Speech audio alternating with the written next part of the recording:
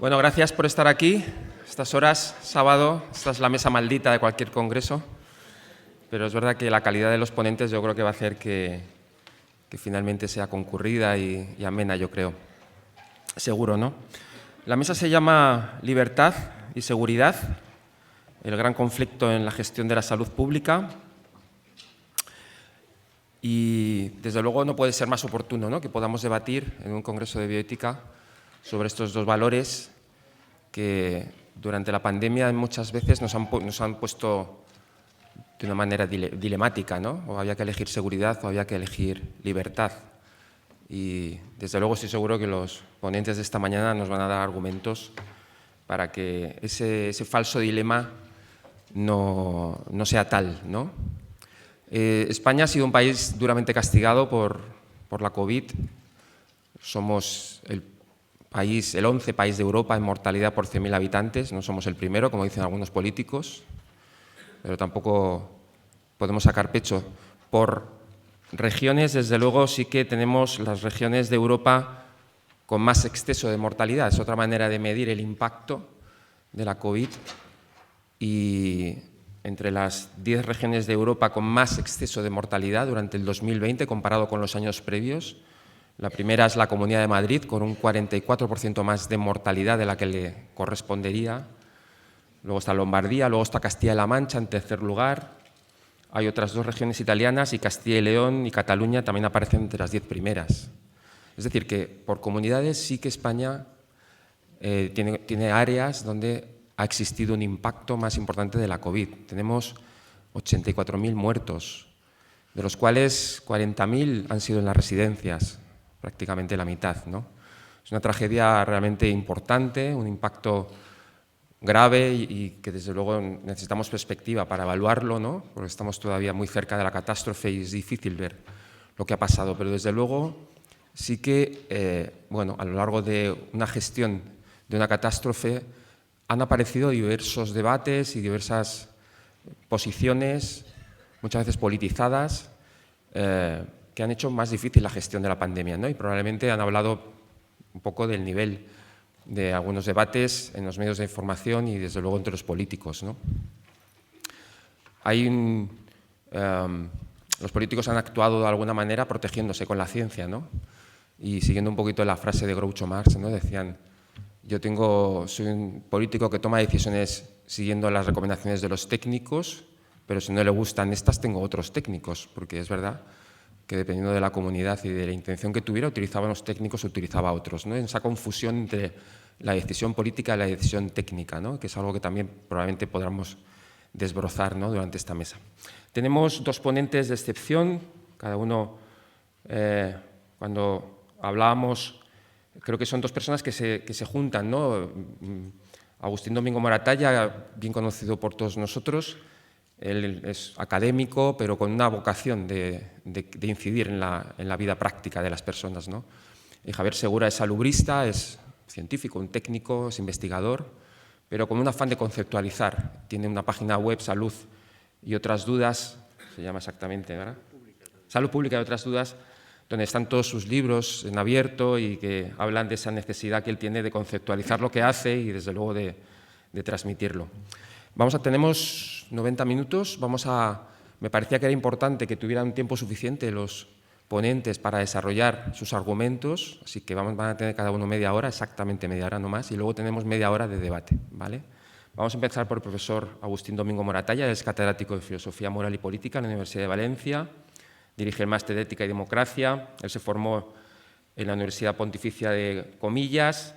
Ha tenido diferentes cargos en gestión también, e incluso cargos políticos, el director general de Familia, Menor y Adopciones en la Generalitat Valenciana, que habla de esa vocación, ¿no?, de transformación, ¿no? Y pues es autor de muchos libros, solamente los últimos: El arte de cuidar, de 2013, Ética de la investigación, 2017, Condición humana y ecología integral, Librar la batalla cultural, de 2021, Del hombre carnal al hombre digital, Vitaminas para la ciudadanía digital, Homo Carens, Ética del cuidado en la era digital. ¿Cómo puedes escribir 3 libros en el 2021? Es que no han salido todavía. Ya, vale. Impresionante. Bueno, pues él nos va a empezar la ponencia Cuando quieras, Agustín. Muy bien, buenos días a todos. Muchísimas gracias a los organizadores del Congreso por invitarme a compartir estas reflexiones con vosotros. Y, sin más preámbulos, voy a empezar. He preparado una serie de diapositivas que me pueden ayudar y que os pueden ayudar a comprender un poco lo que os quiero decir. Y quiero empezar, por lo tanto, con un texto de un artículo que en plena pandemia publiqué respecto a un concepto que creo que es muy importante para tomarnos en serio el conflicto, el previsible conflicto entre libertad y seguridad. Creo que hay que tomarse muy en serio lo que ha sucedido. Estamos haciendo balance y análisis de lo que nos ha sucedido durante la pandemia, pero tendríamos que aprender de lo que nos ha sucedido. Y, a mi juicio, una de las lecciones que deberíamos aprender es cómo repensar la ética del cuidado y cómo repensar las estructuras de convivencia y de conmoriencia.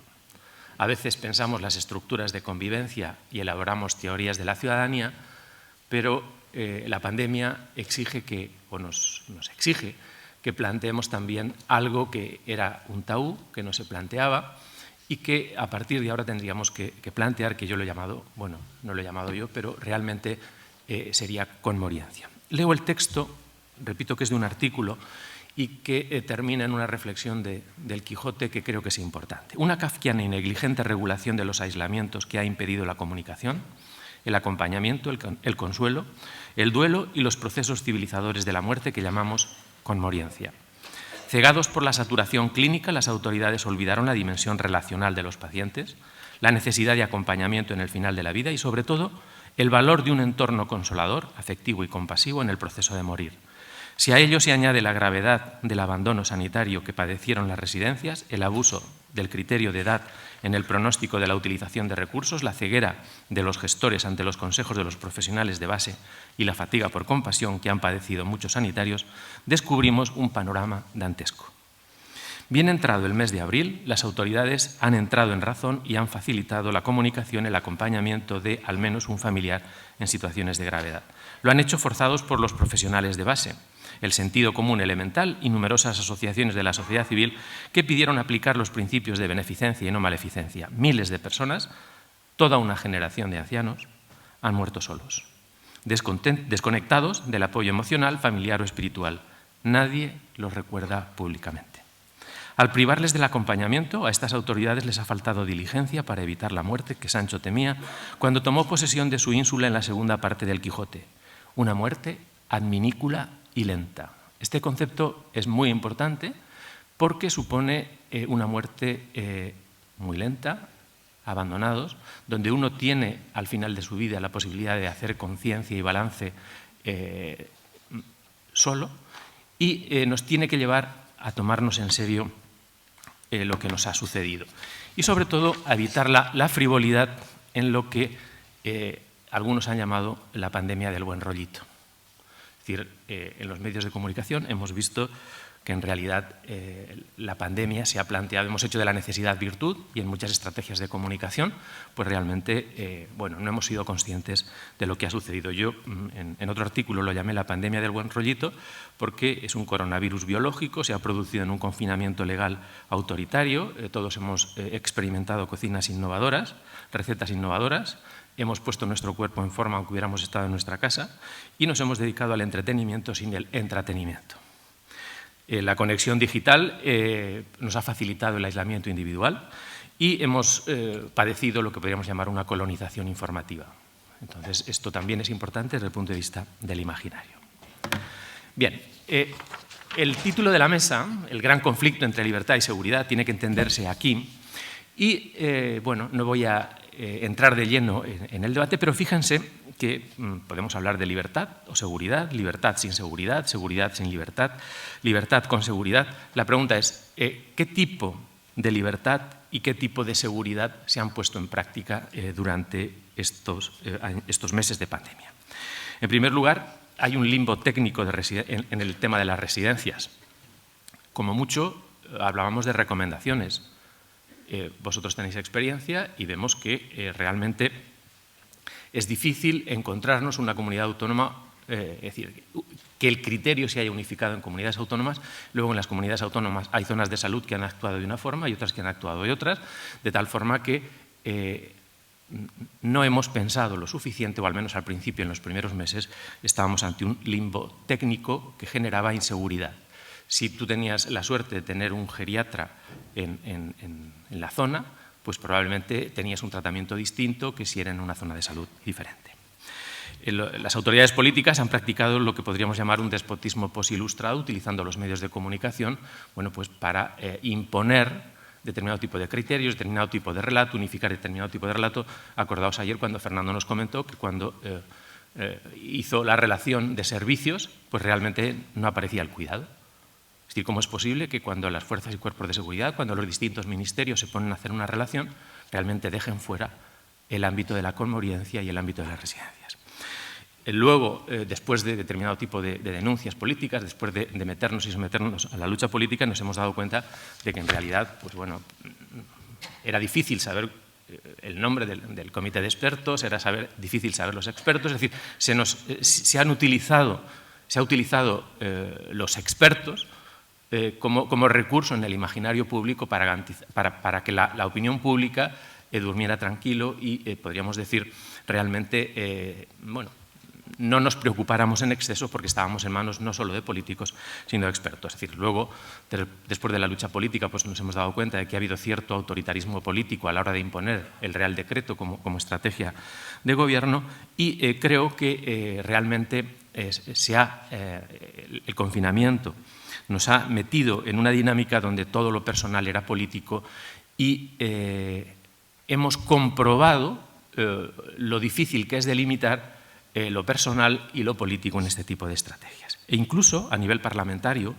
a nivel político, en comunidades autónomas, nos hemos dado cuenta de que se han utilizado de manera partidista los bienes comunes, se han utilizado de manera partidista lo que podríamos llamar las estrategias parlamentarias. En definitiva, si el gran conflicto entre libertad y seguridad está relacionado con los derechos y las obligaciones en cuestión. ¿Qué gestión política hemos hecho de la pandemia? Es decir, creo que ha sido un gran reto para la moral pública que tendríamos que analizar y sobre todo que también ha sido un reto para la política de libertades públicas. ¿En qué medida detrás del imaginario de la seguridad está un planteamiento de acotar o restringir las libertades públicas? ¿Cuál es el concepto de libertades públicas con el que trabajamos y cuál es el concepto de gestión pública? Entonces, nosotros, o al menos en este tipo de contextos, siempre nos hemos planteado la necesidad de unos mínimos de salud pública que hay que garantizar y al mismo tiempo nos hemos preguntado qué estilo de administración y qué estilo de liderazgo habría que plantear. ¿Cómo articular la libertad y la seguridad? Ciertamente sería exigible el que planteáramos el concepto de libertad con el que estamos trabajando y el concepto de seguridad. No voy a entrar si es la libertad de los antiguos, de los modernos, de los posmodernos, ni tampoco si la seguridad es una seguridad solo biológica y básica de salud, solo inmunitaria ante el virus o una seguridad basada fundamentalmente en la protección de daños. En el tema de la seguridad introducimos un valor importante en la ética que hasta hace poco resultaba difícil introducir en los programas. Yo recuerdo, lo comentaba ayer con alguno de vosotros, cómo antes de la pandemia, pues hablar de la heurística del miedo de Hans Jonas en ética resultaba difícil, porque todos vivíamos en una sociedad liberal. Sin embargo, hoy la heurística del miedo y las estrategias de miedo en gestión pública desempeñan un papel importante y, por lo tanto, esta es una de las lecciones que tenemos que aprender, cómo gestionar ese tipo de heurística del miedo de la que hablaba Jonas. La articulación de libertad y seguridad, a mi juicio, se concilia promoviendo una libertad real para todos. Es decir, entendiendo la libertad como relegación y compromiso, no como separación. Ayer, Fernando, no sé si os acordáis, comentaba la frase de Ayuso diciendo que Madrid es una ciudad donde no te vas a poder encontrar con tu ex, presumiendo un poco de que es una ciudad sin vínculos. Claro, si tú entiendes la libertad en clave estrictamente libertaria, evidentemente es así, pero nosotros creo que no la entendemos así porque entendemos que la libertad la planteamos vinculada a los vínculos, la planteamos como compromiso, como vinculación y como reconocimiento reflexivo de los vínculos que mantenemos. En este sentido, en nuestra tradición entendemos la libertad como religación y compromiso, pero también la entendemos como lanzamiento. Ese compromiso nos lleva a determinadas obligaciones y, sobre todo, y esta es la clave, la libertad planteada como responsabilidad. No quiero decir responsabilidad individual, sino responsabilidad en el sentido en el que ayer Javier y la tradición hermenéutica en la que trabajamos hablamos de responsabilidad estructural, responsabilidad personal y hablamos también incluso de que las organizaciones tienen responsabilidad social. Esto supone una tarea moral y política importante y tendríamos que darnos cuenta de que al hacer una lectura crítica de lo que nos ha sucedido tendríamos que apropiarnos de posibilidades nuevas que se nos han planteado. Aquí creo que es útil, y lo veremos ahora después, casi al final, lo que Paul Ricoeur llamaba una dialéctica entre el socio y el prójimo. Es decir, si queremos pensar tanto la libertad como la seguridad y si queremos pensar la libertad, conviene que la planteemos en esa clave como vinculación y compromiso. No lo voy a leer, pero les aconsejo que lean varios textos de Emmanuel Mounier, y hay uno de ellos, se lo dejo aquí en las diapositivas para que lo puedan leer tranquilamente o trabajar, donde él dice: necesitamos una libertad combativa para una seguridad incierta. Fíjense, estamos en los años 40, años fundamentales para la consolidación de los pilares del estado de bienestar o de la sociedad del bienestar o del consenso de la posguerra, pero este concepto es clave y sigue siendo actual. La libertad tiene que ser combativa, porque no se gana de la noche a la mañana. El hecho de que la Constitución nos reconozca en las libertades no significa que tengamos que estar satisfechos con ellas, y por lo tanto una libertad combativa y una seguridad incierta. Es una batalla cotidiana. El conflicto entre libertad y seguridad se resuelve todos los días y es una cuestión que tenemos que situarnos ahí. También hay otro autor que nos lo ha planteado, lo hemos visto en la prensa frecuentemente, y es Byung-Chul Han. Tampoco voy a leer el texto, se lo dejo ahí para que lo vean. ¿En qué medida ha planteado cómo en la era de la digitalización realmente el control, la seguridad, la heurística del miedo están relacionadas con lo que podríamos llamar el control digital de las poblaciones y, por lo tanto, culturalmente tenemos que darnos cuenta de que los parámetros de Mounier tienen que rectificarse en este contexto global donde la libertad y la seguridad tienen esa dimensión digital. Ahora bien, Byung-Chul Han incide en una cuestión importante, también lo planteaba el texto de Emmanuel Mounier, y es: realmente hay una dimensión interior, hay una internalización, es decir, todos llevamos a un Hobbes dentro de nosotros. Todos hemos descubierto que podemos ser policías de mascarillas, pero vamos, sin reparo, sin haber hecho ningún curso. Todos nos hemos doctorado en mascarillas cuando hemos visto a alguien que no la llevaba. Es decir, la seguridad pública no era un problema solo de los cuerpos y fuerzas de seguridad pública, sino que en realidad todos hemos sacado, repito, ese policía que sin haber ido a ninguna academia realmente está dentro de nosotros. E incluso todos que habíamos estudiado a Kant, a Rousseau y éramos muy hegelianos o post-hegelianos, realmente nos hemos dado cuenta de que en realidad la supervivencia, el Hobbes de la guerra de todos contra todos que llevábamos dentro, ha salido en sus versiones más refinadas. Lo dejo ahí. Aquí hay una cuestión, y este es el esquema central que les planteo para debatir. Ayer Fernando Fantoa lo planteó, Javier trabajó con ese esquema cuando Javier planteó por la mañana la herencia de Waldenfels, de Ricoeur y de Levinas. Está trabajando en un marco conceptual importante donde surge este esquema que yo les presento, y es un esquema en el que trabajamos siempre que hablamos de políticas públicas y de filosofía política. Sin este esquema no podemos entender la política de los cuidados, la ética del cuidado y el desarrollo de la ética del cuidado. ¿Por qué? Fundamentalmente porque desde la tradición mercantilista o desde la tradición estrictamente positivista o juridicista, realmente hay un olvido de la fraternidad y de lo que llamamos el mundo de la vida. Entonces, cualquier profesional de los cuidados realmente reacciona cuando mercantilizan los cuidados y reacciona cuando juridifican los cuidados. Entonces, en lo que sería la tradición de una ética del cuidado que recoge lo mejor de las éticas de la justicia y que articula y que quiere articular institucionalmente la política del cuidado, el horizonte es este. Nuestro horizonte es un horizonte del mundo de la vida, de promover determinado tipo de valores, donde la fraternidad es fundamental y nos da miedo utilizar esta categoría, pero en el fondo la utilizamos porque nuestro trabajo está relacionado con este tipo de mundo de la vida.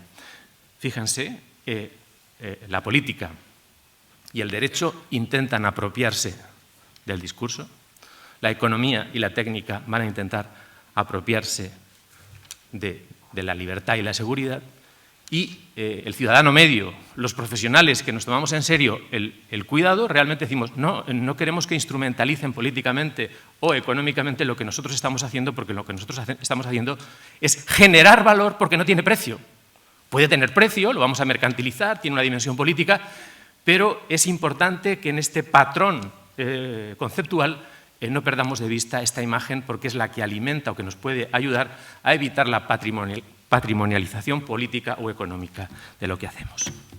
Aquí, en este debate, en esta importancia de la bioética de los cuidados y de las políticas del cuidado, hay un libro fundamental de María Ángeles Durán que publicó hace poco en la Universidad de Valencia que se llama La riqueza invisible del cuidado. Les aconsejo que lo miren.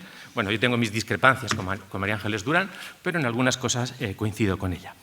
Estas tres líneas son fundamentales porque indican que en las ciencias sociales hay un problema a la hora de medir, en la economía hay un problema a la hora de medir y en la política hay un problema a la hora de organizar la vida pública. Dice, desde la contabilidad nacional, el nacimiento de un niño reduce la renta per cápita, en tanto que el de un cordero la aumenta. Se considera activo al que cuida de los corderos, pero al que cuida de los niños sin cobrar se le considera clase pasiva. Sin embargo, pocos podrán poner en duda que gestar y dar a luz un niño es trabajoso, que cuidarse es una ocupación absorbente y que los niños son más necesarios para la sociedad que los corderos. Nuestro sistema económico está mucho más preocupado por la contabilidad de los corderos que por el cuidado de los niños o de los ancianos. Entonces, nuestro trabajo tiene que empezar a modificar la práctica en las ciencias sociales y los profesionales del cuidado y lo que ella llama el cuidatoriado como nueva clase social del siglo XXI, realmente tenemos que intentar que en la medición de ciencias sociales, que en el trabajo académico y social y político de las ciencias sociales, eso sea importante. Tendríamos que pasar de la sociedad del rendimiento a la sociedad de los cuidados. ¿Cómo? Fundamentalmente renovando las éticas del cuidado, sin olvidarnos de las éticas de la justicia, y darnos cuenta de que necesitamos trabajar en lo que yo les voy a proponer, que sería no un cuidado cualquiera, sino un cuidado generativo. La experiencia de cuidar requiere que empecemos a verla como una experiencia de crecimiento personal, no individual, sino relacional. Entonces, ese crecimiento que se produce en las prácticas, en las buenas prácticas de cuidado, nos tiene que llevar a un cuidado generativo. Dejo ahí el concepto y presento los elementos de ese cuidado generativo. 5. Habría 5 cuestiones o 5 raíces, 5 pilares de lo que sería el cuidado generativo. En primer lugar, la recuperación de lo que tradicionalmente hemos entendido como cuidado, como actividades que tienen que ver con la crianza y con el crecimiento. Sería el responder al otro, la tradición de Epimeleia. Hay otra tradición del cuidado vinculada con la solicitud del otro. Es la tradición mucho más rickeriana, francesa, donde también nos damos cuenta de que cuidar es responder a la solicitud que nos da el otro necesitado. El cuidado tradicionalmente está vinculado pues, a actividades propias de la salud, como la sanación o el devolver la salud. Pero en la sociedad, en este momento, necesitamos otro pilar importante, que es el de la episkeptomai, y es el de la vigilancia. Frente al capitalismo de la vigilancia necesitamos un cuidado vigilante. Porque si no hay un cuidado vigilante, habrá un cuidado negligente y, por lo tanto, un descuido. Entonces, el cuidado está vinculado con la reconsideración de la atención y el tomarnos en serio las distintas éticas o estrategias que tienen que ver con la atención al otro. Estos 4 elementos realmente nos llevarían, articulados, a promover un cuidado que, repito, yo lo he llamado cuidado generativo porque permite el crecimiento personal. Es decir, tenemos que aprovechar, siguiendo el planteamiento de Erickson, que las crisis son oportunidades para poder crecer y que las crisis pueden ser una oportunidad para, podríamos decir, rehacer y replantear nuestra vida. Entonces, cuando entendemos el cuidado en esta clave como donación, como solicitud, como curación, como preocupación, como atención, es decir, son elementos importantes que no siempre van juntos, pero a la hora de pensar una ética y una política del cuidado, esto tiene que ser clave. Y hay un elemento fundamental y es, si os acordáis ayer, Javier Echevarría, cuando hablaba de la responsabilidad y prefería hablar de vida ética en lugar de ética, realmente hablaba de un elemento clave y es darnos cuenta de que el cuidar no es dar, sino darse. Es decir, hay una relación estructural diferente entre el dar cualquier cosa y el dar como darse. Entonces, en las profesiones del cuidado y en las prácticas del buen cuidado, realmente la clave no simplemente es dar tiempo, dar atención, dar servicios, sino darse porque en realidad desgastamos nuestra vida cuando estamos cuidando. Tradicionalmente, estas son las 5 Cs de lo que llamamos el cuidado. Ustedes saben más que yo de estas cuestiones: la competencia, la confidencia, la compasión, la confianza y la conciencia. Realmente, igual que ayer Fernando Fantova planteaba lo de todo tenía que terminar en dar, pues yo he intentado que haya 6 Cs, las Cs del buen rollito, y digo ahora pues las 5 Cs del cuidado, ¿vale? Ya casi para terminar. Si queremos promover una ética y una política del cuidado, es clave darnos cuenta de lo que significa la ética del socio y la ética del prójimo. Tanto una como otra han sido descritas y fueron descritas por Paul Ricoeur en los años 60, han vuelto a ser utilizadas y últimamente un señor argentino que está ahora de papa, realmente en la encíclica Fratelli Tutti las ha vuelto a recoger citando el texto de Ricoeur de los años 60 sin darse cuenta de que el propio Ricoeur la ha reelaborado, pero bueno, es normal que a lo mejor los que redactan las encíclicas no las hayan puesto al día. Bien. Pues Paul Ricoeur establece esta distinción entre la ética del socio y la ética del prójimo, que es muy útil y es muy importante cuando hablamos de lo que sería éticas y políticas del cuidado. Pero el problema no está en que nuestra ética del cuidado y las políticas del cuidado tienen que ver con las relaciones de proximidad, el papel del tú, el papel del otro, el hacernos cargos del otro. No. La clave no está ahí. La clave está en el cruce. Es decir, el potencial de la distinción está en decir, ¿cómo podemos criticar las políticas del cuidado que institucionalizan formas de cuidado de carácter impersonal, anónimo, burocrático, digital? Bueno, evaluémoslas desde la ética de la proximidad. Y al revés, ¿cómo puedo criticar, mejorar las prácticas de cuidado y de proximidad? Bueno, el criterio sería pues, la formalización, la institucionalización, la ética del socio. Entonces, las 2 columnas son importantes para describir lo que podríamos llamar, o lo que llamamos algunas veces, pues esa ética de la proximidad más samaritana, más vinculada a lo que entendemos como práctica en general o inmediata y prereflexiva de cuidado, y la ética de la justicia en cualquiera de sus versiones como ética que busca esa sociabilidad donde todos somos ciudadanos y donde protegemos determinado tipo de derechos. La clave está en el cruce. Tenemos que pensar las relaciones de proximidad desde la justicia y tenemos que pensar las relaciones formales o de ciudadanía desde la justicia. Y ahí les he puesto las columnas para que, si quieren, puedan ponerlo en práctica. Repito que es muy útil para evaluar y para analizar nuestras propias prácticas. Y ya casi para terminar, ¿cuáles serían las 10 funciones de una bioética del cuidado en la salud pública? Creo que habría 4 tipos de funciones. En primer lugar, hay una función crítica. La bioética del cuidado sirve para desenmascarar la tecnocracia.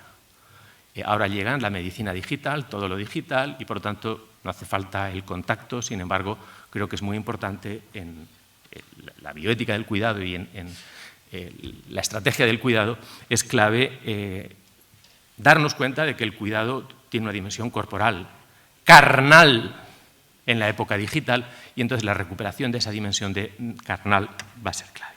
En segundo lugar, dentro de las funciones críticas hay una función de desenmascarar el paternalismo. Es decir, la bioética del cuidado pues nos tiene que llevar a ese nivel de proximidad donde realmente el ciudadano, el paciente, el otro, pues tenemos que hablar con él, saber qué es lo que piensa con independencia de lo que queramos hacer con él. Y en tercer lugar, desenmascarar el atomismo social. Es decir, las ciencias sociales están trabajando con paradigmas estructuralmente mentirosos, porque el ser humano no es un átomo. Y a veces organizamos un hospital, un centro de día, un servicio, única y exclusivamente en clave de roles y en clave de funciones y en clave atomista. Y entonces la bioética del cuidado nos tiene que decir, mire usted, somos relación, pensemos la relación, organicemos la relación y estructuremos el cuidado en clave relacional. Hay 3 funciones pedagógicas. En primer lugar, la biótica del cuidado nos permite descubrir la vulnerabilidad y la fragilidad humana. Ayer el profesor Echevarría habló de esa receptividad que la ha trabajado, pero no es nueva en la filosofía moral esta importancia de la receptividad, esta importancia de la pasividad y si conocen ustedes los planteamientos de Levinas, de Ricoeur, de lo que serían los orígenes de la ética del cuidado, esto es estructural. Tarjeta amarilla. ¿Vale? Hay, en quinto lugar, dentro de lo que serían las funciones de la función pedagógica, hay una función pedagógica que es importante y sería descubrir las capacidades propias y ajenas. Es decir, la bioética es decir, no esperemos que una bioética de la justicia capacite y eduque en las capacidades. Es decir, eso es más complicado. Entonces, desde este nivel básico de la bioética del cuidado, podemos espabilar a los responsables de justicia en ese nivel.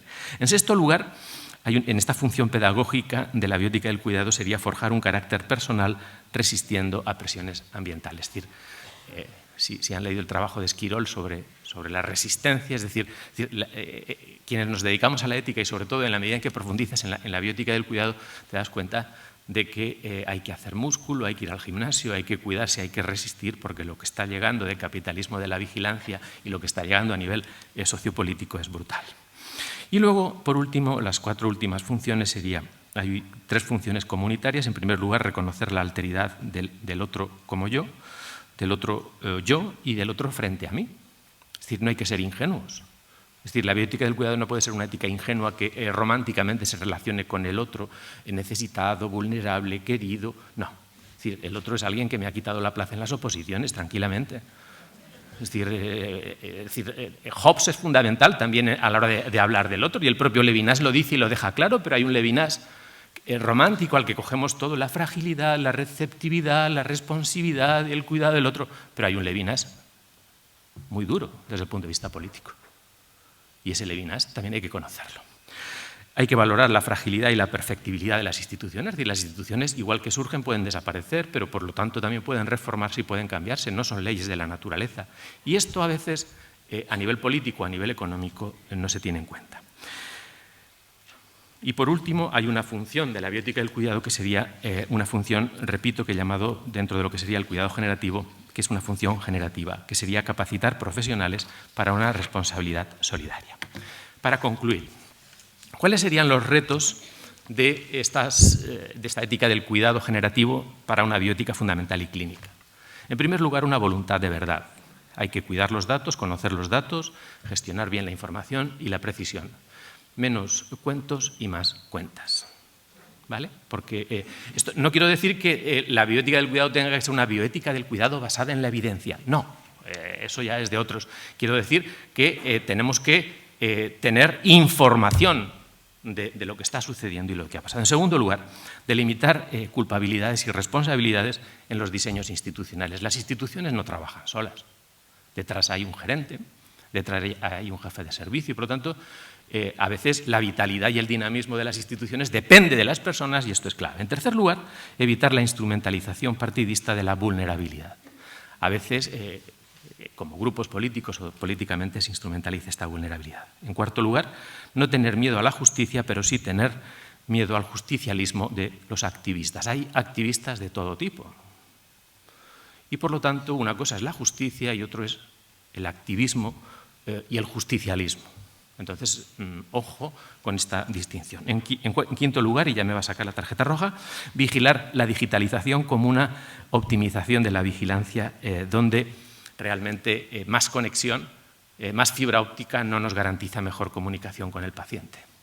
Es importante romper la brecha digital, es importante utilizar la digitalización, pero ojo porque la calidad profesional se la juega en la comunicación. Necesitamos promover modelos de atención centrada en la persona, ya se habló ayer de ello. No tenemos que despreciar los servicios sociales como servicios relacionales. Es decir, es absurdo llamarlos servicios sociales, es más importante llamarlos servicios relacionales. Y aquí hay una cuestión grave que nos tiene que preocupar desde el punto de vista de la ética de la justicia y es la dispersión administrativa de normas. Es decir, hay gente que si se cambia de comunidad autónoma la normativa es distinta. Es decir, el tratamiento de la pandemia ha sido distinto de una comunidad autónoma a otra, de un pueblo a otro. Es decir, tendríamos que reclamar administrativa y políticamente cierta unificación, cierta homogeneidad en estas cuestiones. En octavo lugar, necesitamos menos normas, pero más claras y, sobre todo, capacitación de la clase política o de los responsables que gestionan el diseño institucional en el cuidado generativo. Es importante también ser muy sensible a los vínculos familiares en el diseño institucional. A veces diseñamos hospitales, diseñamos centros de día, diseñamos empresas de cuidados sin contar con ese vínculo familiar. Y por último, necesitamos, o al menos les propongo, utilizar el concepto de cuidado generativo como medida y valor de una justicia social que requiere una sociedad abierta, que realmente no quiere ningún tratamiento autoritario o despótico y que está convencida, o estamos convencidos, de que esta libertad combativa realmente requiere una seguridad mínima y básica en la que tenemos que trabajar. Por mi parte, dejo al compañero la intervención. Muchas gracias.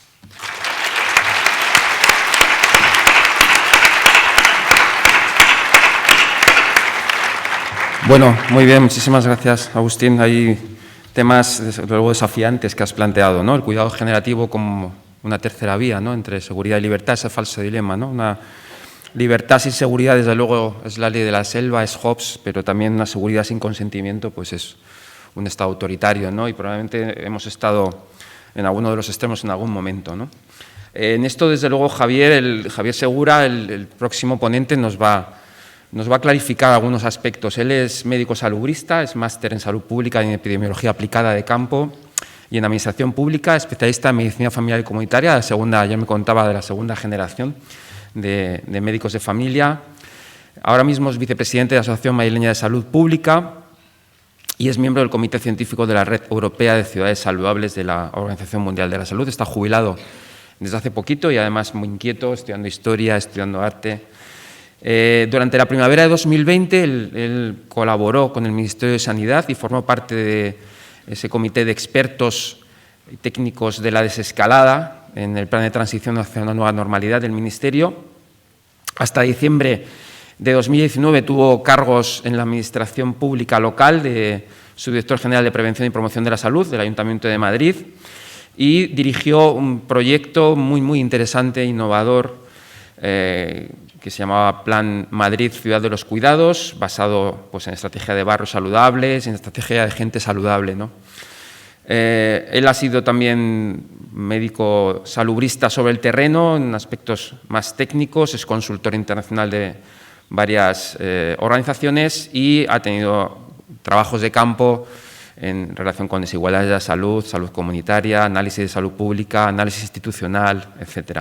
Yo creo que es una persona ideal, con esa experiencia práctica que ha tenido desde el Ministerio, desde ese papel de asesoramiento y, desde luego, con toda su vivencia previa como profesional y como persona para, bueno, que nos ayude a seguir desbrozando, ¿no?, este dilema falso entre seguridad y libertad.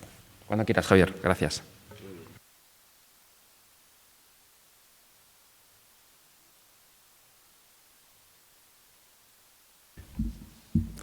Buenos días. Vamos a ver cómo me coloco, porque... Bien. Bueno, primero también yo voy a agradecer a la organización, al Congreso, que me haya invitado a este espacio, sobre todo porque no estoy acostumbrado a venir a congresos de bioética, es decir, este es un espacio tribal, y lo de tribu viene con cariño, que a esta tribu no la conozco, ¿no? He empezado a conocerla un poco estos días, bueno, desde ayer, ¿no? Y desde ese punto de vista tengo que empezar con 3 confesiones, ¿no? La primera es que yo no he hecho el máster de bioética de Diego Gracia, ni tampoco he asistido a las clases del profesor Domingo, con lo cual me tenéis que perdonar porque yo no estoy a la altura de esa discusión y voy a patinar mucho con conceptos morales, etcétera, ¿no? Y bueno, en la segunda os confieso que cuando la organización me hizo este encargo hace unos meses, yo me puse en plan defensivo, porque pensaba con esto de la libertad, seguridad y la salud pública, ¿no?, que viniendo donde yo vengo de tierras ayusianas, ya que ha tenido ese protagonismo, ¿no?, la presidenta, ¿no?, pues estaba acostumbrado a que a los profesionales de la salud pública nos acusaran de déspotas, que habíamos evitado la libertad del dueño de una discoteca para poder abrir a cualquier hora, o del madrileño o madrileña que no pudo salir a disfrutar de su casa de segunda residencia en Valencia. Y entonces, desde ese punto de vista, yo incluso puse en tela de juicio eso de que la libertad y seguridad sea el gran conflicto en la gestión de la salud pública, lo puse con un interrogante, ¿no?, y estaba dispuesto a defender esto. Cuando vine ayer me di cuenta de que estabais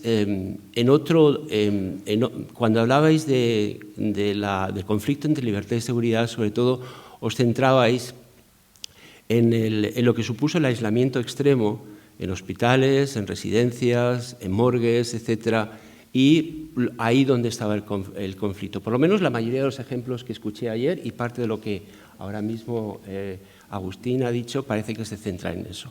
Y no es que creo que no tenga que ver con lo otro, pero probablemente hay diferencias importantes que tienen que ver con quién fue el responsable de aquella acción. Y lo voy a intentar desarrollar ahora, porque adelanto que uno de los temas, y en eso coincido con Agustín, fue la ocultación de responsabilidades, de quién se hacía responsable de lo que pasó en las residencias, de lo que pasó en los hospitales, en la UCI, ¿no?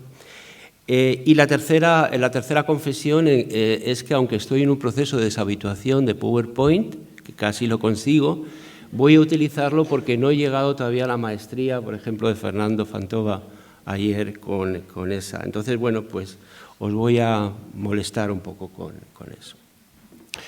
El guión es este, no me va a dar tiempo, yo sé que al final me va a cortar Abel y es su función, pero bueno, primero, como veis, colocaba la foto de Fernando Simón con esos uniformes que tenía detrás en las primeras comparecencias que tal vez ¿no?, pues, simbolizan, ¿no?, ese conflicto con la seguridad, ¿no?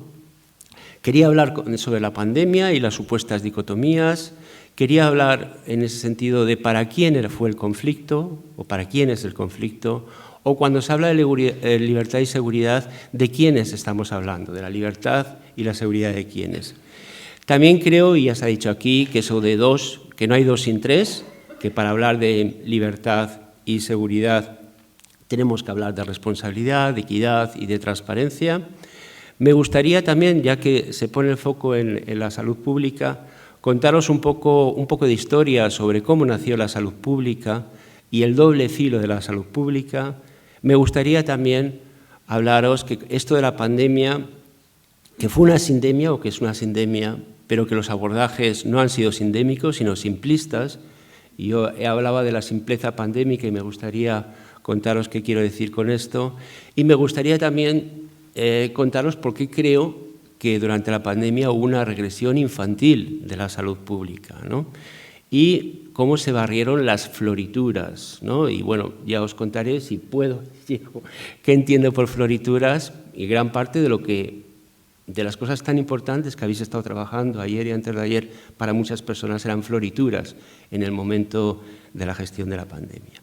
Y me gustaría también, que tampoco voy a tener tiempo, hablaros de qué dinámicas organizativas se desarrollaron durante la pandemia y que dio lugar a este simplismo pandémico que tiene mucho que ver con la cuestión del tiempo y con la opacidad, ¿no? Intentaré, eso sí que me dará tiempo, porque cuando vea que no recogerlo todo en unas conclusiones. Bueno, vamos allá. Primero decir que cuando vino la pandemia fue una gran oportunidad para los salubristas, para los epidemiólogos, de salir del armario, ¿no?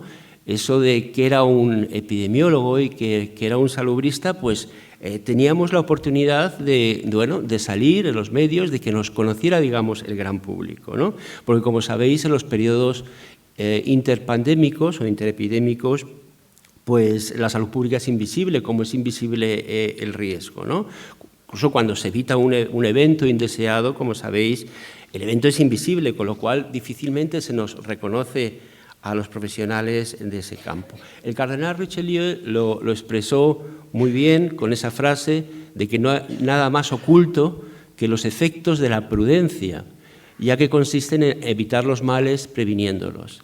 Esto hace que en general no se reconozcan los favores de este tipo cuando en realidad son los más grandes que se pueda hacer. Entonces, sin embargo, nuestro gozo en un pozo, ¿no? Mientras se aplaudía la heroicidad de nuestros compañeros generalmente más reconocidos que nosotros, de la bata blanca o de los EPIs, ¿no? La imagen que ha predominado es la de una salud pública que se hace cargo de la seguridad, es decir, de la protección frente al riesgo, a costa de la libertad, y que además hay que desconfiar de su independencia en relación al poder político. Es una salud pública que se puede pasar en ese afán securitario y perjudicar aspectos muy importantes de nuestra vida, como puede ser la libertad, la economía, sin una clara justificación científica y por sospechosos intereses ajenos. Durante esta pandemia, como sabéis, se han invocado muchas supuestas dicotomías. Una de ellas es entre seguridad, en el sentido de menor transmisión viral, y libertad. La máxima fue el confinamiento, pero también la limitación de la sociabilidad. Otra dicotomía, salud-economía, entre salud física y salud mental.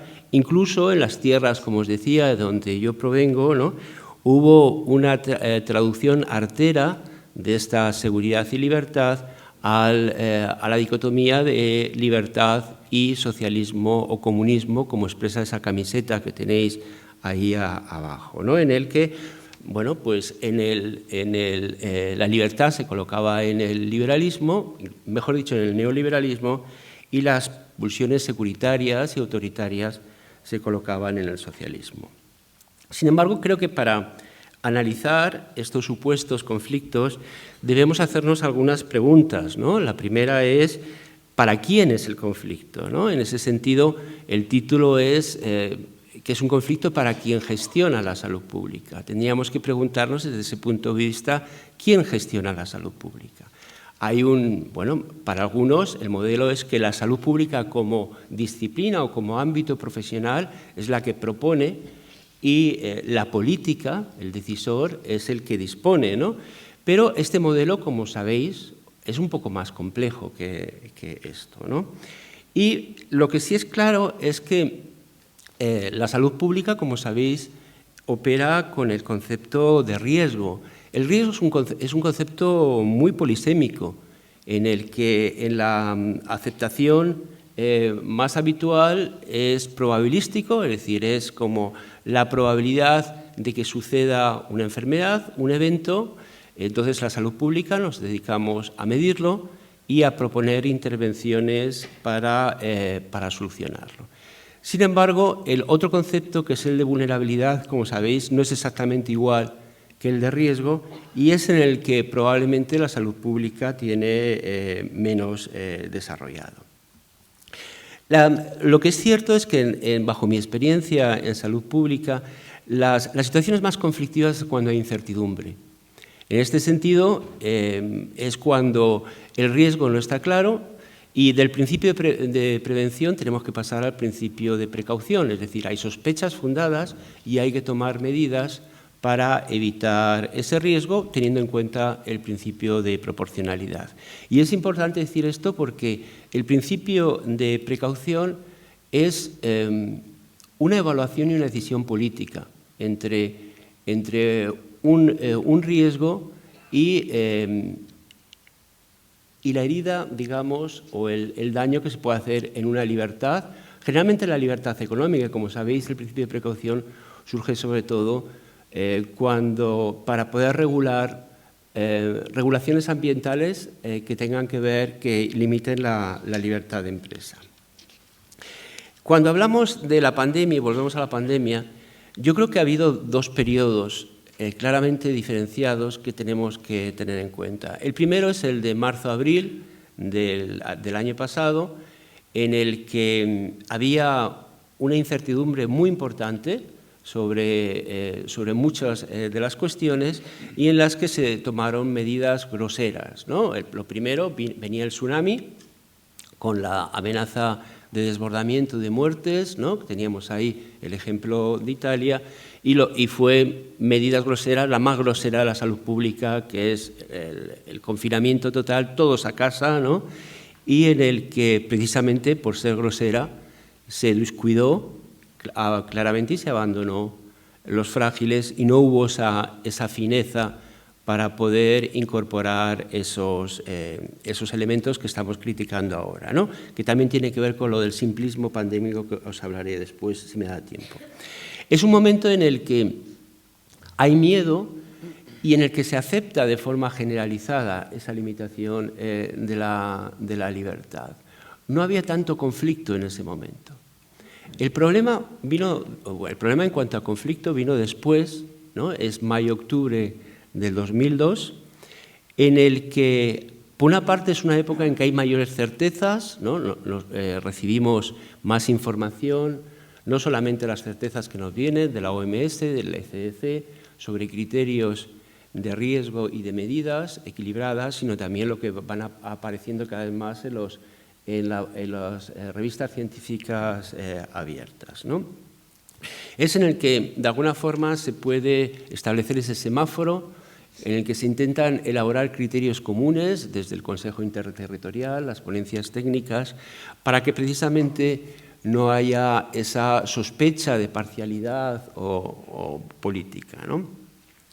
Y en el que también desde la población hay un menor miedo. ¿Os acordáis? Nos colocamos casi a la entrada de verano con unas ganas locas de salir fuera, ¿no? Y en el que eso es importante porque significaba que había que comunicar muy bien ese semáforo para que las personas entendieran los criterios que había detrás. Es una época en que también las decisiones recaen más claramente en las comunidades autónomas. Antes también lo había, como sabemos, la responsabilidad de las residencias de ancianos, residencias de personas mayores y discapacitadas, me gusta siempre lo de ancianos, seguía recayendo en las comunidades autónomas, pero en ese momento había más responsabilidad. Ahí en ese momento el conflicto entre libertad y seguridad o los otros conflictos aparece como un conflicto político, tanto en el sentido de que quien tenía que aplicar o no aplicar, ocultar, ¿no? En el caso de la Comunidad de Madrid, como sabéis, nuestra presidenta no aplicó muchas cosas de ese semáforo, ¿no? Era el nivel político, y también fue un conflicto político porque gran parte de cómo se gestionan estos dilemas tiene que ver con que entra dentro del campo de la batalla política, es decir, de esa tensión entre la oposición y el gobierno, entre entes territoriales, etcétera, ¿no? Es decir, cuando todos pedíamos un consenso, había sectarismo en ese sentido, ¿no? Es también la época, recuerdo, con el tema que nos ocupa y nos preocupa, en el que hay una ocultación del desastre de las residencias, de la mortalidad, de qué ocurrió en esas residencias durante marzo y abril, en el que, claro, era lógico, en el caso nuestro, de la comunidad, de que el relato de la libertad, que en ese momento se exigía, ¿no? O que la libertad frente a la imposición de la salud pública, o sea, los adalices de la libertad, no les venía bien en ese relato que aparecieran que ellos también, o ellas, habían sido las responsables de la falta de libertad, del encierro de las personas mayores muriendo solos en las residencias, ¿no? Entonces, es importante porque cuando hablamos de todo esto, uno de los temas es cuando digo para quién es el conflicto, tiene que ver con la responsabilidad que antes se decía, de quiénes son los aciertos y los errores y cómo estos aparecen frecuentemente ocultos, ¿no? La segunda pregunta me refería a la seguridad de quién y de quiénes estábamos hablando, ¿no? En mi experiencia de salud pública, uno de los conflictos que hay es cuando los sujetos a proteger no son los mismos que los sujetos que sienten limitada su libertad. Un ejemplo clásico es cuando hacemos las inspecciones a restaurantes o a industrias cárnicas en el que nosotros queremos proteger al consumidor y por eso limitamos la libertad del comerciante, ¿no? Ahí el conflicto seguridad y libertad está teñido realmente de un conflicto de intereses, ¿no? Y entonces ese conflicto de intereses es porque, en este caso, el comerciante a veces no tiene en cuenta suficientemente al otro, a la otra, es decir, hay una falta de responsabilidad.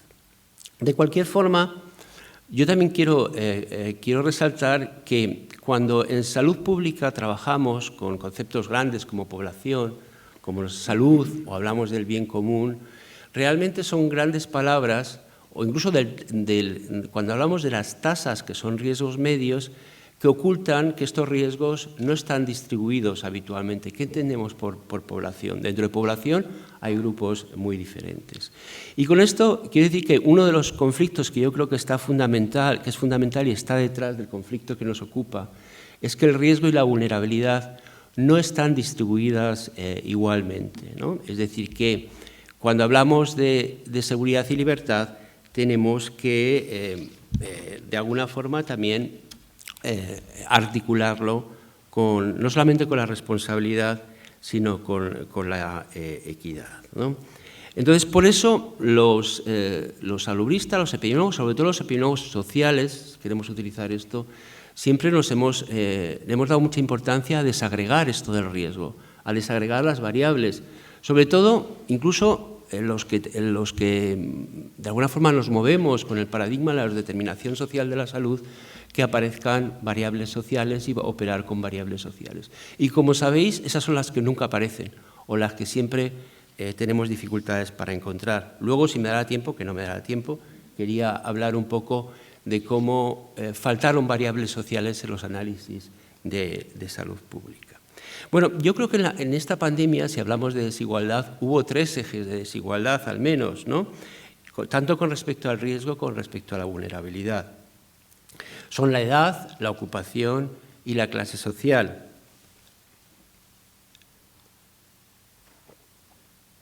¿Qué tal vais?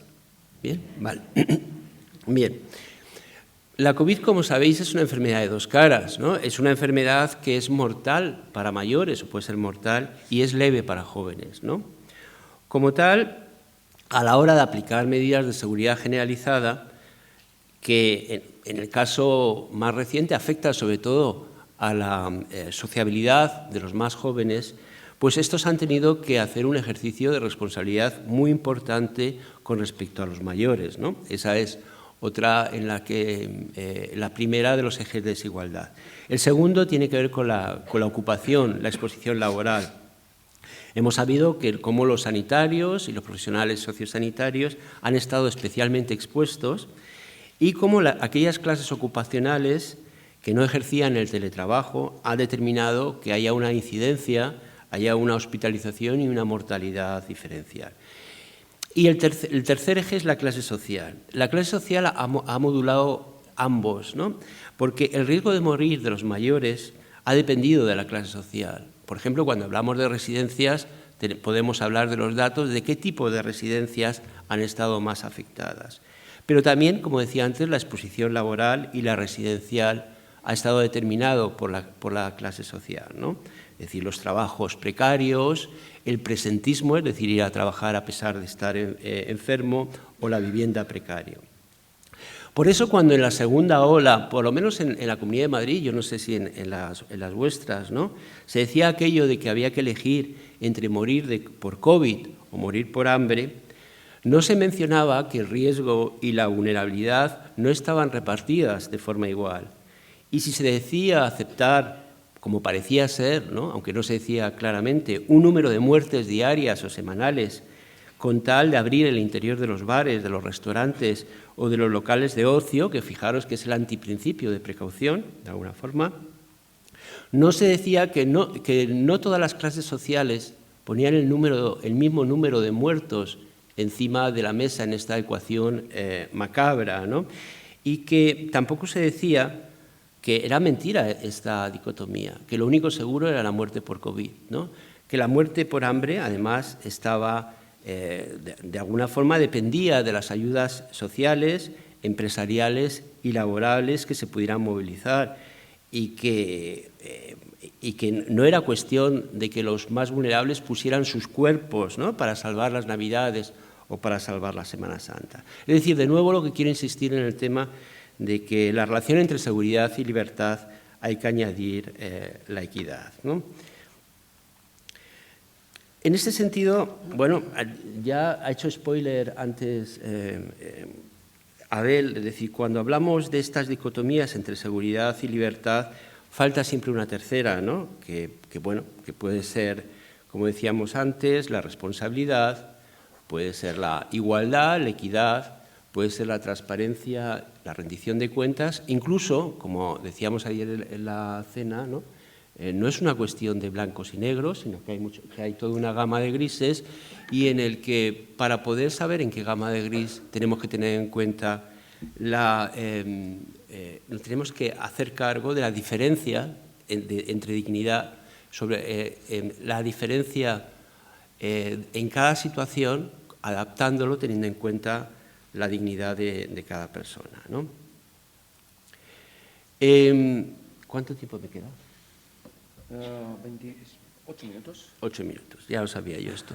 Bueno, yo voy a hacer como Fernando Fantova antes. Voy a decir, yo lo tengo escrito y lo voy a publicar en mi blog, con lo cual no hay ningún problema. Si me quedó algo, entonces voy a intentar en esos 8 minutos, bueno, primero decirles lo que no. Les iba a hablar del nacimiento de la salud pública, de la historia, como ha dicho antes, que está asociado precisamente a este dilema ayusiano entre socialismo y libertad, ¿no?, y porque tiene que ver con el inicio de las desigualdades sociales, de la explotación laboral asociado a la CAP. Es cuando nos contratan como funcionarios, digamos, a los médicos, también a los trabajadores sociales, por cierto, y a otros. Es decir, cuando nos contratan para abordar la cuestión social, ¿no?, y iba unido además al tema de las epidemias de los barrios bajos. Voy a pasar. También decirles cómo esa preocupación por lo ambiental y lo social que estaba, o lo urbanístico, en el principio, cuando vino la revolución bacteriológica, hubo un desentendimiento de todo lo social, lo ambiental y lo urbanístico, y primó un enfoque más clínico, más individual, más tecnológico, ¿no?, en lo que es la confianza en los antibióticos, en la vacuna, y más centrado en la enfermedad, junto con la educación higiénica y moral del proletariado frente a su libertinaje. No me va a dar tiempo a desarrollar esto. Lo que es un poco defensivo todo esto. Lo que quiere decir es que cuando se habla de salud pública, yo siempre digo que tenemos un doble filo, ¿no?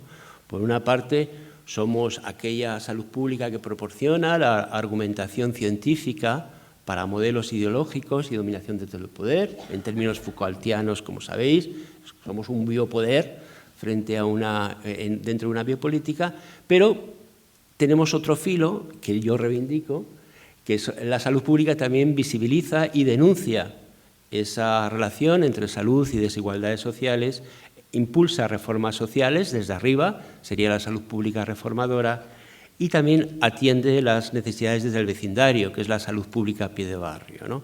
Les daba algunos ejemplos de la salud pública y la eugenesia, no me da tiempo, lo voy a pasar, de la salud pública reformadora y de la salud pública a pie de barrio comunitaria, que, bueno, me han dicho que aquí hay muchas trabajadoras sociales, ¿no?, hay enfermeras, entonces quería hacerles el guiño, que conoce muy bien Fernando también, de mi admiración por Jane Addams, por Lillian Wood, como las madres de la enfermería comunitaria y del trabajo social en los settlements, y cómo fueron el germen de los primeros centros de salud comunitaria, ¿no?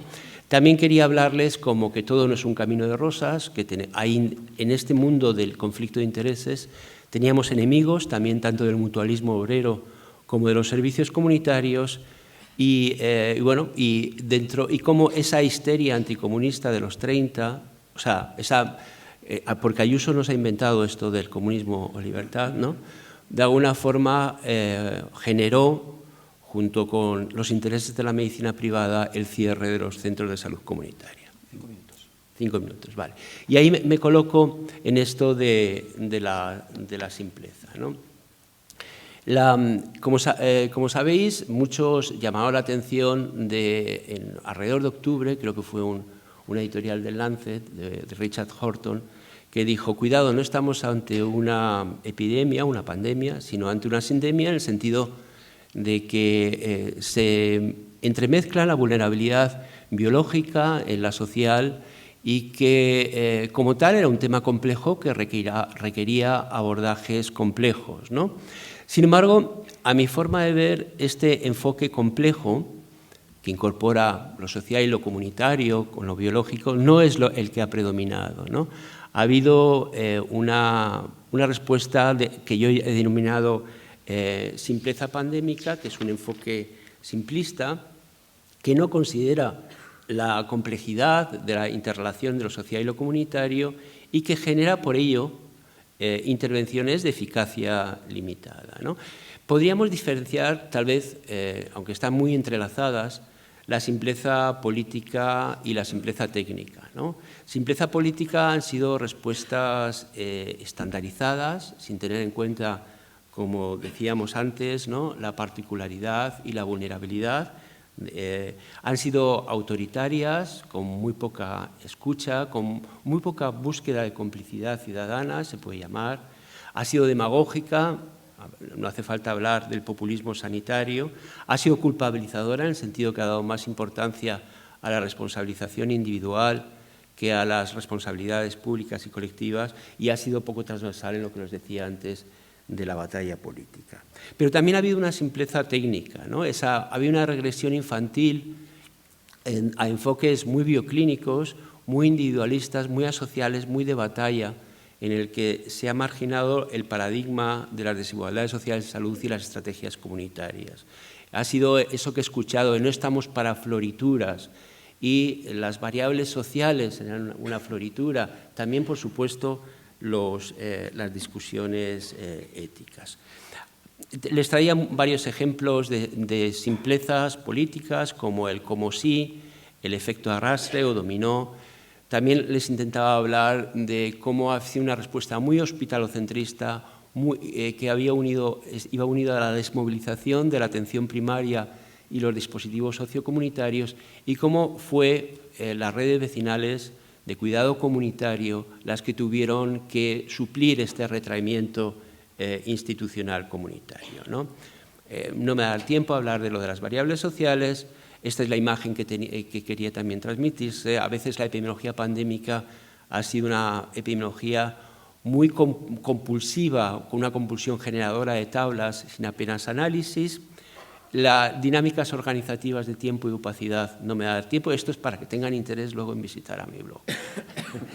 Y tampoco me da tiempo para contarles que, como un ejemplo de la dificultad que ha tenido la salud pública y la sanidad pública en general también para poder operar con los conceptos de desigualdad, de equidad, fue cuando en el primer diseño de la estrategia de vacunación se consideró que las personas en situación socioeconómica y desfavorecida, es decir, aquellas personas que con trabajos y con viviendas y economías precarias, iban a ser de los primeros en vacunarse, antes incluso que el personal sociosanitario de segunda fila y los trabajadores esenciales y docentes, y como esto se cayó por la dificultad de gestionar. Incluso también se cayó, que ustedes lo mencionaban ayer, ya les he pasado a llamaros a ustedes, no sé, vale. Vosotros lo mencionabais ayer, cuando también se cayó la vacunación de los cuidadores no profesionales.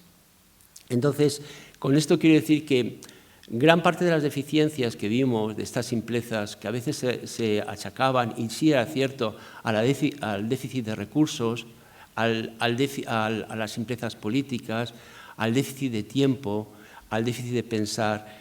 En la realidad, detrás de ello, también tenemos que pensar que tiene que ver con la dificultad para poder manejar este modelo de la determinación social de la salud y de la orientación comunitaria, de las dificultades que tenemos, sobre todo en nuestra profesión todavía, de pasar del dicho al hecho, ¿no? Y entonces, aquí ya conclusiones. Estoy acostumbrado a conclusiones porque dices, bueno, te has ido por las ramas, vamos a ver si tal, ¿no? Las conclusiones es que en esto de gestionar la seguridad versus libertad, para ser finos tenemos que considerar también responsabilidad, equidad y transparencia, Quería también concluir de que detrás de las decisiones de salud pública y de las resistencias a las mismas operan a veces una maraña de conflicto de intereses y poderes ocultos a la pérdida de privilegios y beneficios que minusvaloran la salud colectiva. Claro, esto no lo entendéis porque no he podido desarrollarlo. Y que la pandemia ha desnudado nuestras frágiles costuras, especialmente la dificultad de operar política y técnicamente con la equidad y con la ética de los cuidados, ¿no?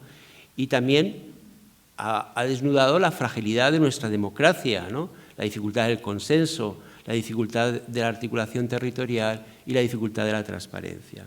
Por ello, debemos revisar y reforzar no solamente nuestra salud pública y nuestra sanidad pública, que lo tenemos que hacer, sino también nuestro sistema político y de valores comunes si queremos estar mejor preparados ante la próxima pandemia. Ahí tenéis mis coordenadas, por supuesto también momento spam al blog y bueno, pues eskerrik asko.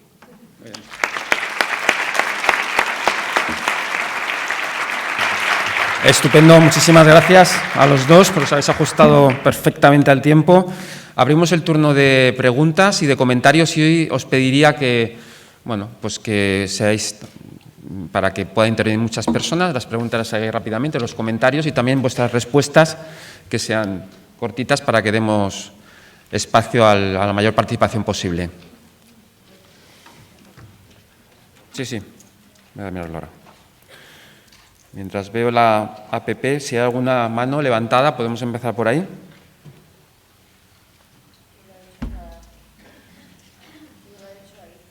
Vale, pues voy a por ella.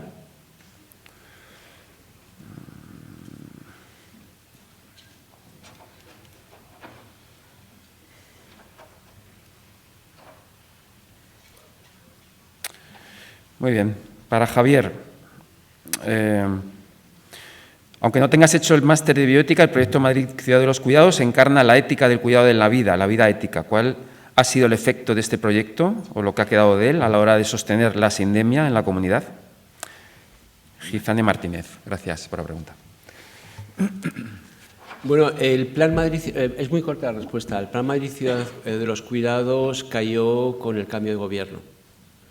Es decir, con el cambio de gobierno en el 19 me cesan a mí, no es porque me cesan a mí CAE, pero como tal, como plan, no es sostenido por la nueva corporación y quedan algunos proyectos que formaron parte, ¿no? El de soledad no deseada se cambió, la prevención de la soledad no deseada, que algunos lo conocéis, se cambió, y ha sobrevivido el de comunidades compasivas, ¿no? Muy bien. Para el profesor Domingo, me gustaría que ampliase el comentario que ha hecho sobre que desde la ética del cuidado se potencia el descubrimiento de capacidades. Es el punto 5 de una de las diapositivas, pero no es el lugar donde se hacen fuertes que este espacio es el de la justicia. Esto he entendido, quizás sea un error.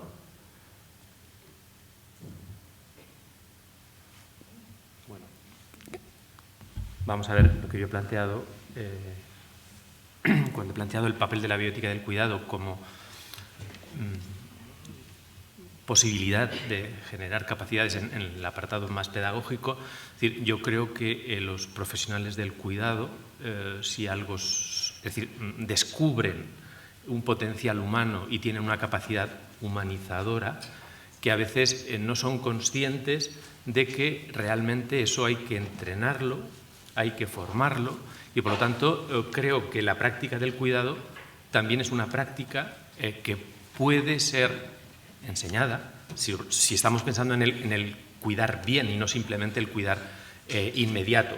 Entonces, en el ejercicio del cuidar bien, realmente es posible descubrir capacidades que uno no tenía, descubrir potencialidades de comunicación que creíamos que estaban sin conocer.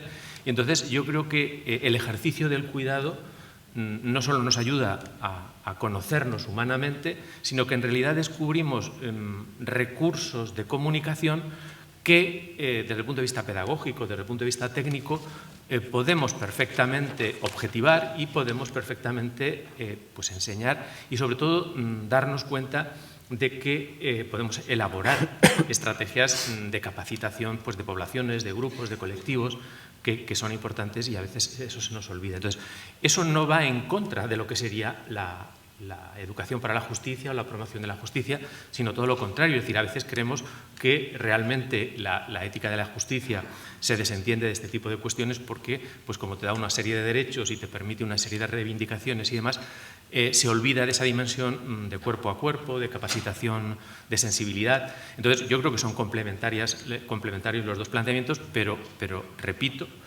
cuando hablamos de capacitación de la ciudadanía, no solo hablamos en una dimensión estrictamente cívico-política para reconocer derechos y luchar por determinado tipo de derechos y participar para conseguirlos, sino que en realidad hay un currículum oculto, hay una dimensión oculta donde los profesionales de los cuidados también tienen que darse cuenta, nos tenemos que dar cuenta de que tenemos que entrenarnos en habilidades de comunicación, tenemos que entrenarnos a la hora de dar buenas o malas noticias. Es decir, esto en la psicología de la comunicación lo tenemos muy estudiado y muchas veces en lo que sería pues el servicio hospitalario, determinado tipo de centros. Es decir, realmente hemos descubierto que es muy importante formarse y capacitarse para hacer bien un consentimiento informado, es importante capacitarse para, vamos a llamarlo, también capacitar al ciudadano y a la familia para recibir, para acoger. Entonces, bueno, pues son momentos de educación, son momentos que no podemos olvidar y que no podemos simplemente improvisar ante una determinada situación. Entonces, tenemos que anticipar desde el punto de vista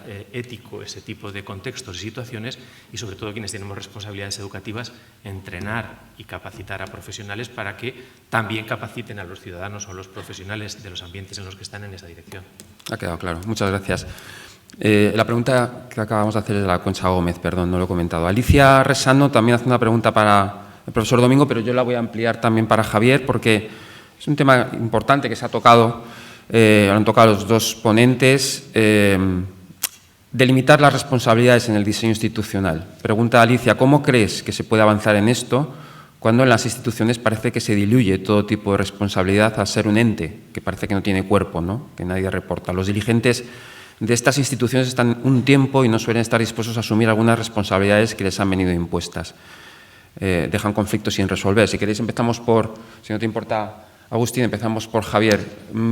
Desde tu punto de vista, ¿cómo se ha gestionado institucionalmente la transparencia y también la participación? Desde luego ha faltado, pero ¿qué podría haber pasado? ¿Cómo se podrían haber hecho las cosas también en una situación de catástrofe, obviamente, para que, bueno, pues todos tuviéramos la sensación ahora de que ha faltado eso y que podemos mejorar en el futuro, ¿no? ¿Qué te parece a ti? ¿Qué ha faltado? Bueno, yo lo he intentado expresar un poco, ¿no? Es decir, había cosas claras y había cosas ocultas. Es decir, y no fue casualidad. La cuestión es, en este garigay que había en un momento que tenía, cuando digo garigay, influido por la batalla política, en el que incluso el tema de las responsabilidades compartidas entre el gobierno central y las comunidades también estaba ahí, ¿no? Pues había, de alguna forma, un intento de llevarse las medallas y todos y nadie querer reconocer errores, ¿no? Y eso entró dentro también de esa dinámica que os digo, en el que eso de que la salud pública propone y la política dispone. Luego, en la realidad, hay una serie de dinámicas de ocultación de la autoría, tanto de los informes técnicos como de la autoría de las decisiones. Es lo que decía al principio Abel, ¿no? Cuando desde cierta, no política, sino mala política, ¿no? Se quiere utilizar el argumento técnico como un argumentario político y no se quiere discriminar cuando se toman decisiones políticas muy legítimas en el sentido de esto me dice el técnico, pero yo no voy a hacer esto por esto otro, ¿no? Y eso yo creo que es legítimo desde el punto de vista político, pero también es un derecho de la ciudadanía que el político explique por qué no tiene en cuenta ese criterio técnico o por qué lo adapta, ¿no? En función de otros bienes diferentes a lo que se marcan desde esa lógica digamos, técnica del riesgo, etcétera, ¿no? Eso es una de las cosas que tiene pendiente nuestra Administración, no solo la nuestra, pero la nuestra, cuando hablaba ayer también con Abel, de que se ha puesto como mucha fe en una futura agencia española de salud pública, que como que de alguna forma resolviera el tema de la independencia técnica de lo político, ¿no? Yo creo que es más complejo y que tiene que ver con tanto la organización de nuestra Administración como de la cultura política que tenemos en nuestro país, ¿no? Simplemente lo dejo aquí, ¿no? Muy bien, ha quedado claro. Agustín, desde el punto de vista de tu enfoque de cuidados, ¿cómo crees que deberían ser las decisiones institucionales? Bueno, no sé si recordáis que se aprovechó para legislar es decir, se aprovechó el tiempo de pandemia para legislar con Real Decreto cuando muchos estábamos esperando que toda la información nos la dieran conjuntamente el presidente del Gobierno y la oposición. Es decir, hubiera sido deseable, fue una ocasión perdida para que el Gobierno X y la oposición Y salieran siempre e hicieran todo conjuntamente, respaldando las decisiones políticas que con el apoyo de los técnicos de un sitio y de otro podrían haber hecho, y esa imagen no la hemos visto. Entonces, se aprovechó la lucha política para legislar en una determinada dirección y no se transmitió la imagen de que las instituciones están preocupadas por el bien de toda la ciudadanía. Entonces, fue lamentable el que no se transmitiera ese mensaje, pero también es lamentable que en cuestiones que son básicas, como el diseño de los servicios sociales, políticas de envejecimiento, de infancia. Es decir, en mi experiencia política yo lo tuve complicado, pero conseguí conciertos en centros de menores que duraron muchos años y que se han renovado, pero era difícil romper la estrategia de subvenciones anuales que permitían tener amarrados políticamente a los grupos a estrategia, podríamos decir, administrativa de conciertos plurianuales que superaran una legislatura y que dijeran, bueno, pues los centros privados necesitan establecer un concierto y vamos a trabajar conjuntamente para que funcionarios, no funcionarios, semipúblicos, semiprivados, es decir, esa mentalidad de que los servicios sociales son servicios relacionales y que cuanto más a largo plazo trabajemos ahí y menos partidistamente trabajemos, yo creo que es algo que todos estamos deseando desde el punto de vista de la ciudadanía básica. Entonces, las instituciones ganarían mucho si vieran ese tipo de cultura corporativa en el trabajo, ¿no? Muy bien, muchas gracias. Carmen Martínez nos da la enhorabuena a los tres. Gracias, Carmen, por incluirme. No tengo ningún mérito, obviamente. Arturo Ramos hace un comentario a la mesa. El dilema seguridad-libertad, si fuera una competición deportiva, ¿sería posible el empate o tendríamos que ir a una prórroga? Yo creo que desde luego hemos desempatado, ¿no? Ese dilema no existe y conceptos tan importantes como cuidado o como equidad, desde luego deshacen ese dilema, ¿no? Yo creo que esa complejidad creo que ha quedado bastante clara, ¿no?, en las ponencias de las dos personas. Carmen Martínez también comenta, la ética no solo es pensar, sino pensarse. Y esta es una pregunta que a mí me parece profunda. ¿No creéis que en la COVID se ha manifestado también una crisis de la profesionalidad, el profesionalismo, bajas, superespecialistas escondidos en despachos, adaptaciones laborales no justificadas, etcétera? ¿Cuál es tu opinión al respecto, Javier?